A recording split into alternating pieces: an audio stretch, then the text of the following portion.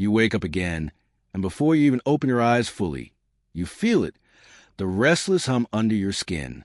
It's that same tension, that same invisible weight that makes your body feel coiled but your mind scattered. Your focus jumps from one thought to the next without settling on anything long enough to matter. You want to do something, anything, but instead you grab the quick fix, the easy escape, the 5-minute promise of relief. And for a moment it works. But 20 minutes later you're lying there, staring at the ceiling, hollowed out. The energy that had been pushing you toward action, toward the gym, toward that phone call, toward the project that could change your future, is gone. All that remains is stillness, but not the good kind. It's the stillness of an engine shut off, a machine idling in neutral, a flame that could have burned through obstacles snuffed out too early. What you just experienced isn't a random bad habit. It's a ritual that millions of men repeat daily. A ritual that drains not only energy, but the very essence of ambition. It's the slow tragedy of modern masculinity. The transformation potential into emptiness, of raw drive into wasted sparks. Today, I want to take you into this hidden crisis. A crisis where the most powerful force in male psychology, an ancient drive that built civilizations and fueled empires, has been turned against us. I want to show you how this primal energy, once the source of strength, has been hijacked, exploited, and redirected into paths that keep you stagnant. But more importantly, I'll reveal how to reclaim it, harness it, and channel it toward achievements that matter. The crisis of dissipated energy. We're living in an age of endless stimulation. More than any generation before us, modern men have access to infinite novelty, instant pleasure, and a buffet of distractions. And yet, paradoxically, we're also the most unfocused, underdriven, and dissatisfied generation in recent memory.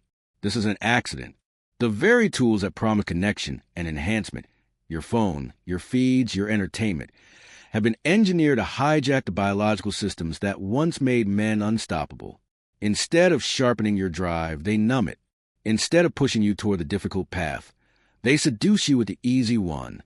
Every time you choose instant gratification over delayed effort, you're training your nervous system to avoid struggle. You're teaching your body to equate release with relief instead of achievement. Slowly, without noticing, you're rewiring yourself to crave the path of least resistance. And the result is simple: less ambition, less focus, and a chronic inability to sustain effort. The engine of male biology. At the center of this crisis is something most men barely think about: sexual energy. Call it drive, call it life force, call it whatever you want. But biology designed the male body around one simple principle: accumulate energy, then discharge it in ways that improve your ability to survive and compete. This energy was meant to keep you restless until you achieve something. It was supposed to drive you toward strength, skill, creativity, and status, to push you to lift heavier, to speak louder, to build something lasting, to risk something worthwhile. In short, it was designed to make you dangerous in the best way possible. But modern life found a hack. Instead of channeling this pressure into productive output, we've learned to bleed it off through artificial release. We built an entire culture of temporary satisfaction, quick stimulation that tricks your biology into thinking it has won, while leaving your real life unchanged. The result? An engine built for conquest turned into nothing more than a pressure valve. Instead of monuments, men are building excuses. Instead of legacies, they're building playlists. Instead of facing the discomfort of wanting, they're learning to erase the feeling altogether. Chemistry of strength versus weakness. To really understand this trap, you need to know what's happening inside your body. This isn't just psychology, it's chemistry. When sexual energy builds, your body adapts. Testosterone rises. Dopamine becomes sharper. Growth hormone increases. Your nervous system becomes more alert to challenges and opportunities. In simple terms, you become primed for risk, creation, and achievement. But the moment you release that energy, your system flips. Prolactin floods your brain. Testosterone dips. Motivation drops. Your body shifts from aggression and pursuit into relaxation and complacency. Biologically, it makes sense. After mating, the male should rest, protect, and conserve resources. The problem is obvious. In the modern world, You can trigger this "I've already won" state without actually winning anything. Your brain thinks you've succeeded. Your body tells you to relax. But your reality, your bank account, your body, your relationships stays the same. You end up living in the strange paradox of feeling temporarily satisfied while your life drifts further from success. History's hidden fuel. Look around you. Every towering cathedral, every skyscraper, every empire carved into the earth. Behind them were men who understood, consciously or not, how to convert sexual energy into lasting creation. The drive to conquer didn't just stop at women. It spilled into architecture, art, innovation, and power. The pyramids weren't built by men who spent their nights chasing quick dopamine hits. The Renaissance wasn't sparked by men who burned their drive on empty release. The skyscrapers of New York didn't rise from the hands of men content with momentary comfort. They rose from men who were restless enough to build, disciplined enough to channel, and patient enough to wait. The same energy that fuels lust is the energy that fuels greatness. The only difference is the outlet. Atrophy of drive. But what happens when you keep choosing the easy outlet? When every ounce of drive is siphoned off before it can build pressure, slowly your reward system's dull. Your dopamine receptors, the very circuits that fuel ambition, grow numb. The idea of building something great starts to feel boring. The path of challenge feels impossible. You settle. You begin to tolerate mediocrity because your brain is already getting paid for doing nothing. You feel like a winner while living like a spectator. You're not lazy, you're drained. Your ambition hasn't disappeared. It's been hijacked. And this, more than anything else, explains why so many modern men are stuck. It's not a lack of opportunity. It's not even purely about discipline. It's about a system designed to steal your energy before you can use it. Pressure, the hidden ally. Here's the truth most men miss. Sexual tension isn't your enemy. It's your ally. That discomfort you feel when energy builds without release, that's fuel. That's your body charging the battery, loading the spring, filling the tank. When you dissipate it prematurely, you burn the fuel without moving the car. But when you hold it, when you let that pressure rise, you start to feel a different kind of power. Focus sharpens. Creativity increases. The restless energy becomes drive, and that drive can be pointed anywhere. Business, art, training, leadership. Pressure is uncomfortable, yes, but it's also the only thing that can push you past your current limits. The men who achieve greatness aren't the ones who avoid tension. They're the ones who learn to hold it, harness it, and release it only through creation. In the next part, we'll explore how this transformation unfolds over time, why most men quit too early, what really happens week by week when energy builds, and how sublimation, the art of redirecting desire, turns ordinary frustration into unstoppable progress. When men first experiment with retaining their energy, they usually expect instant results, superpowers overnight, clarity the next morning, a life transformed in days. But the truth is more gradual, and that's why so many quit too soon. They never let the process mature long enough to experience the real transformation. Think of it like lifting weights.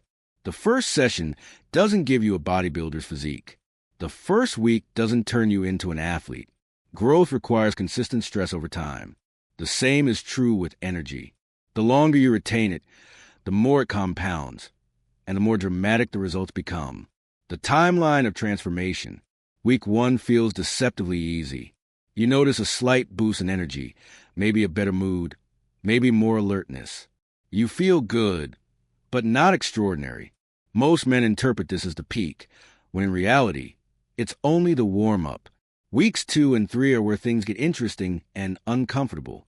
You start feeling restless. Your emotions intensify. You may get irritable, even short-tempered. For many, this is a breaking point. They interpret the storm of emotions as failure, as if something is wrong with them. In reality, it's the opposite. Your nervous system is reawakening. Circuits that have been dulled by over-release are sparking back to life. It feels chaotic, but it's actually growth. Week 4 and beyond is where the real transformation takes place. This is when men often describe feeling supercharged, Focus sharpens, physical energy stabilizes, and creativity flows like a river. What used to feel like chores now feel like expressions of who you are. The gym becomes an outlet, not a punishment. Work becomes a mission, not a burden. Social confidence rises naturally. The entire way you move through the world shifts. Most men never reach this stage because they quit when the pressure is most uncomfortable. But if you can hold out, if you can endure that restlessness instead of running from it, you unlock a level of performance that feels almost unfair compared to the man you used to be. Sublimation. Turning frustration into fire. There's a word psychologists use for this process. Sublimation. It means transforming raw, primal energy into higher forms of creation. Sexual energy is the most intense form of biological drive we have. It's designed to create life. When you don't discharge it through the easiest path, it doesn't vanish. It seeks expression elsewhere. That's why artists, inventors, athletes, and leaders throughout history often went through periods of abstinence or energy control during their most productive seasons. They were redirecting the same energy that could have been wasted into work that changed the world. Think about it. The same tension that makes you restless, the same pull that makes you crave release, can also be the spark behind writing a book, building a company, composing music, or transforming your body. It's the same current, only the outlet changes. The mistake is believing that the tension itself is a problem. It's not. It's fuel. It's pressure in a steam engine. It's electricity in a circuit. Handled poorly, it burns you out. Handled wisely, it lights up your life. The evolutionary trap. To understand why this matters, you need to zoom out and look at human history. For most of existence, men couldn't just push a button and feel satisfied. To access sexual release, you had to earn it.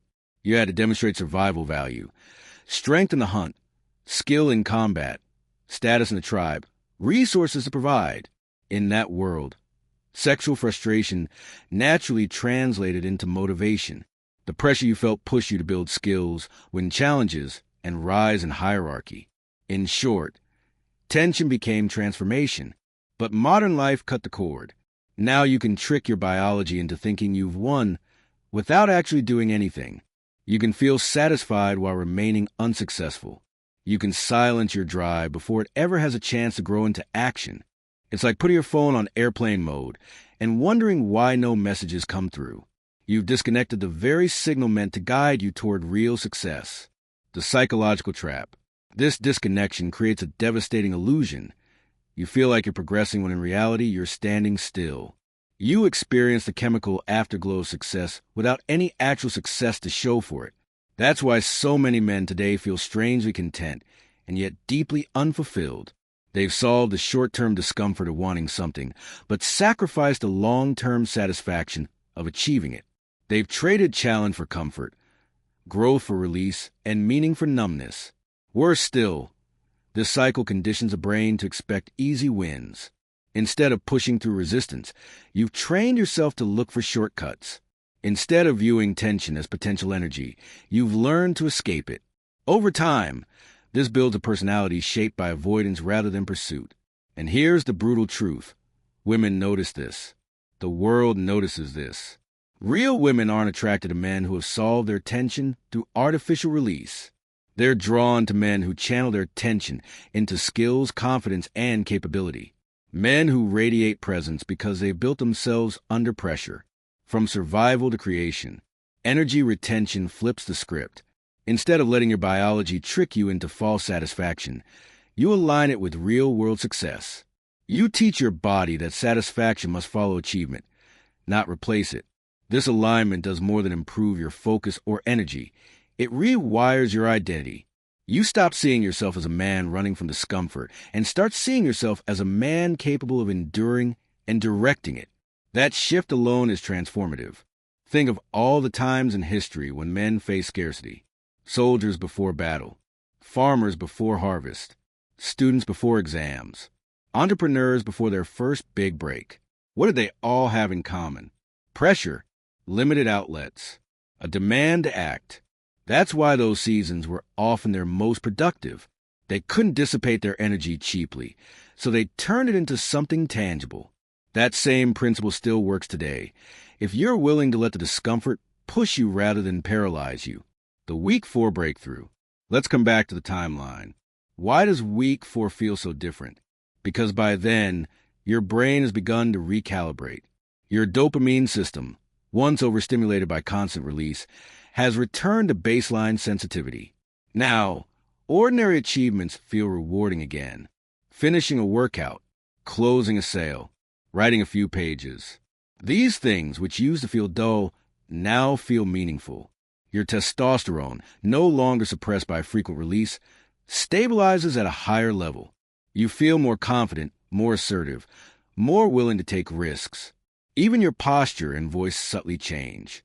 People around you sense it, even if they can't explain it. Creativity also surges. Ideas come more easily. Projects that once felt overwhelming now feel exciting. The restless pressure you used to interpret as frustration now shows up as fuel. And the irony is beautiful. The very energy you once thought was holding you back becomes the engine that propels you forward. Tension as transformation. This is a hidden truth. Tension is not suffering. Tension is power waiting for direction. Every time you endure the discomfort instead of escaping it, you're refining yourself. You're learning the rarest skill in the modern world, the ability to sit with wanting and use it as leverage. Because here's the reality. The men who achieve exceptional results in life aren't necessarily smarter, luckier, or more talented. They're the ones who can hold pressure without cracking. They're the ones who take restless energy and point it toward goals that require time and grit. And you can do the same, but it requires a decision to stop viewing tension as an emergency and start seeing it as energy. By now, you understand a basic principle. Retaining and redirecting sexual energy creates pressure, and pressure fuels achievement. But what makes this practice truly life-changing isn't just a boost in motivation or the short-term spike in confidence.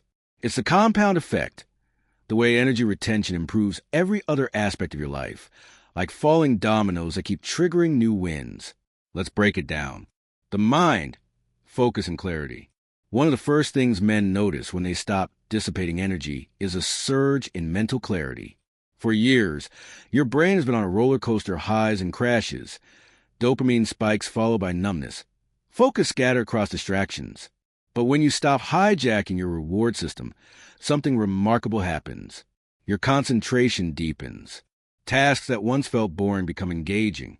You can sit down and work for hours without reaching for your phone. Complex problems seem less intimidating because your mind actually stays with them long enough to find solutions. This is more than just feeling sharper. It's neurochemistry. Retention restores dopamine sensitivity, which means ordinary progress feels rewarding again. You don't need constant novelty. You don't need shortcuts. The work itself becomes satisfying. Think about how powerful that is. While most men can barely focus for 5 minutes, you're building the ability to lock in for hours. That single skill alone can change your career, your income, your learning speed, your entire trajectory.